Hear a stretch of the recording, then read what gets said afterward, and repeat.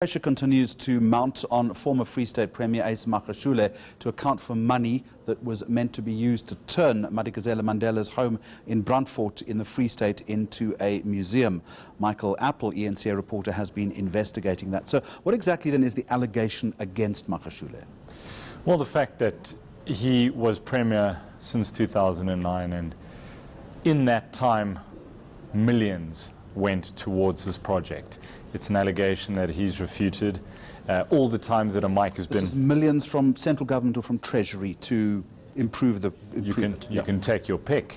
It comes from provincial Treasury, it comes from the Department of Sports, Arts, Culture and Recreation in the Free State, diverted to the Ledgwele-Putswa district municipality in which this home, the former home of Winnie Mandela is, where this museum was supposed to have been realized since about 2007. So he says absolutely no government money was squandered. But just dig a little bit. That's what I did. What exactly did they want to do with this property? Was it simply refurbishing the house, or was there more to it? Because I think when you were there a little earlier, had you had a visitor center, for instance, it could have become, and possibly will still become, a very viable tourist attraction for a town that needs the revenue. Well, surprisingly or unsurprisingly, in the wake of her passing, there's a lot of political will to see this project now become all of a sudden. Yes. All of a sudden. Now, there have been reports in the past of money going towards it, but these were just media reports. And I was able to establish that there was certain money, but it was the public protector in the Free State's statement last week that actually gave away a lot more than I think the public protector or anybody in government realized.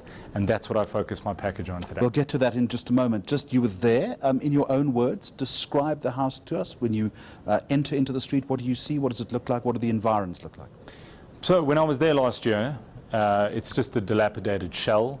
It was used by Nyalpe boys. They were women that were dragged in there and raped. I got this confirmation from the station commander in Brandfort, who said that in January, after some of the reports we'd done, when they eventually erected a fence around that building and cleaned out all the drugs and broken bottles and so on and fenced it off, rape has actually gone down in Brandfort. I got that from the police. Magashule, as you've just said, is denying all allegations against him. This inevitably is going to end up in court. I believe charges have been laid. The DA have been looking at a way in to try and lay charges, but I know that Roy Jankelser did lay a complaint with the public protector in the Free State in 2011. All right, Michael Appel, thank you very much indeed. So that then is the background to this special report that Michael has compiled for us.